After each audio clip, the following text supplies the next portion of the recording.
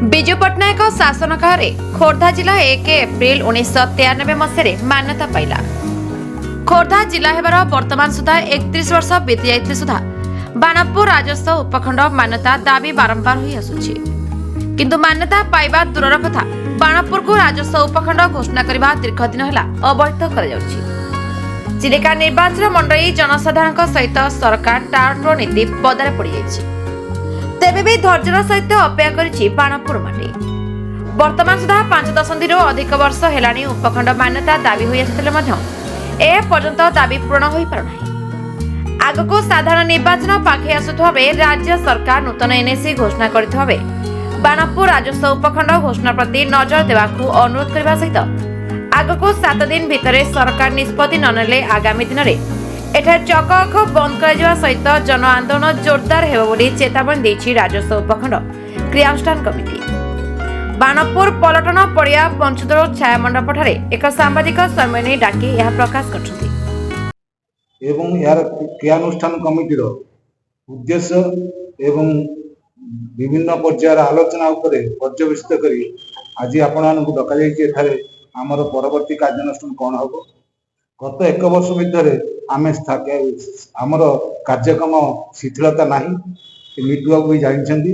आम यही मध्य आमर राज्यसभा सांसद मानस महाराज महाशय 5T सचिव पांड्यान इवन विधान सेक्रेटेरिएट जाई मुख्यमंत्री निजस्व सचिव आमर दाबी पत्र देइछु। से माने हमको अनुकूल मंतव्य देइछंती जहाँ प्रोसीजरल हवा कथा आम कमिटी माध्यम आगे नहीं एमती बारंबार हवा फल जोटा बर्तमान आपणकर प्रश्न थिला राजनीतिक इच्छा शक्ति अभाव प्रकृत में आम इच्छा शक्ति अभाव कारण आम गत 2 वर्ष है 2 वर्ष कहीं 3 वर्ष है आमर एटे कौन विधायक नथिला बेले हमको लगिला जहाँ लोकल प्रोब्लेम टा आम नहीं उपस्थापित करूँ एवं तत्सहित आमर देश मान्यवर सांसद लोकसभा तांकर अनुपस्थिति आमको बाधि तेणु आम आमर नेतृत्व अभाव होगा बेला लगिला जहाँ फल प्रॉपर जगह आम ये जगह दाबीटा केमी उपस्थापित कर नेतृत्व विहीन भाया लगे जेकोसी गोटे बड़ ऑर्गेनाइजेशन कार्यक्रम हाथ को नेले नेतृत्व दरकार।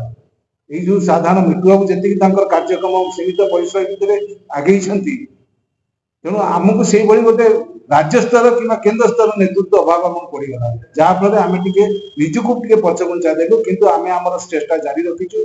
आसंता 7 दिन भीतर सरकार किसी पदक्षेप न नियंती आम क्रियानुष्ठान कमिटी हो कि आम बाणपुर कौन जनप्रतिनिधि हो निश्चित किसी गोटे स्टेप नबू जहाँफल से हाइलाइट आशा करुचु। बर्तमान जो माननीय मुख्यमंत्री विभिन्न स्थान में विज्ञापित अंचल एनएसी डिक्लेयर कर आशा शुणा जाउची आसंता अल्प दिन भितर 2-3 नुआ सब डिविजन डिक्लेयर हबार शुणा जाउची। सेही आशा को भरोसा करी मां भगवती प्रार्थना करूचु आमर निश्चित भाव में बाणपुर एक उपखंड मान्यता पाइब बोली आम आपण जरिया सरकार पाखे दाबी रखुछु।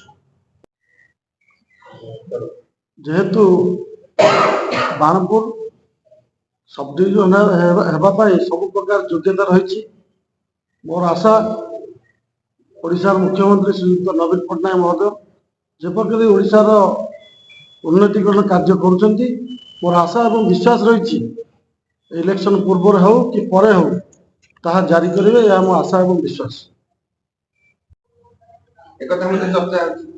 जहाँ 50 वर्ष है कि आशा करुच्ची एटा इलेक्शन पूर्व भी हो पारे कहीं आम बारंबार दाबी उठेचे सरकार मध्य अवगत अच्छा आम बहुत मंत्री सहित 5T अध्यक्ष सहित एवं 5T चेयरमैन थे से समय बीके पांड्यान सर देखाई माननीय सांसद राज्यसभा मानस रंजन मंगराज पाखु जा देखाई आशा और विश्वास एटा इलेक्शन पूर्व भी हो जाए पारे मोर आशा और विश्वास रही सरकार।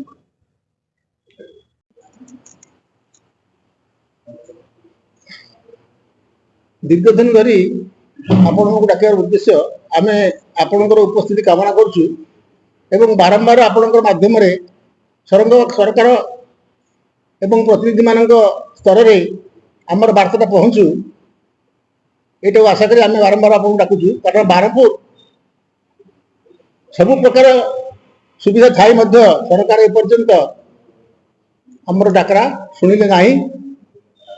ଯୋଉ ଡାକରା କି ଆମେ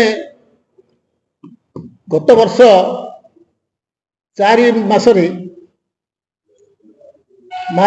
ଏପ୍ରିଲ ମାସରେ ଆମେ ଡାକିଥିଲୁ ଏବଂ ବିରାଟ ଜନସମାଗମ ହେଇଥିଲା, କିନ୍ତୁ ଏପର୍ଯ୍ୟନ୍ତ ସରକାର କର୍ଣ୍ଣପାତ କରିପାରିଲେନି। ଆସନ୍ତା ନିର୍ବାଚନ ପାଖେଇ ଆସିଲାଣି, ତେଣୁ ବର୍ଷେ ବିତିଗଲେ ମଧ୍ୟ ସରକାର ଏଥିପ୍ରତି କର୍ଣ୍ଣପାତ କରୁନାହାନ୍ତି। କାରଣ ଆମର ବାଣପୁର ଏପର୍ଯ୍ୟନ୍ତ ସବ୍ ଡିଭିଜନ ସ୍ତରରେ କୌଣସି ଆଲୋଚନା ହେଲାନି କିମ୍ବା ପ୍ରତିଶ୍ରୁତି ନାହିଁ ବାଣପୁରକୁ ଏକ ସବ୍ ଡିଭିଜନ କରି ଦିଆଯିବ।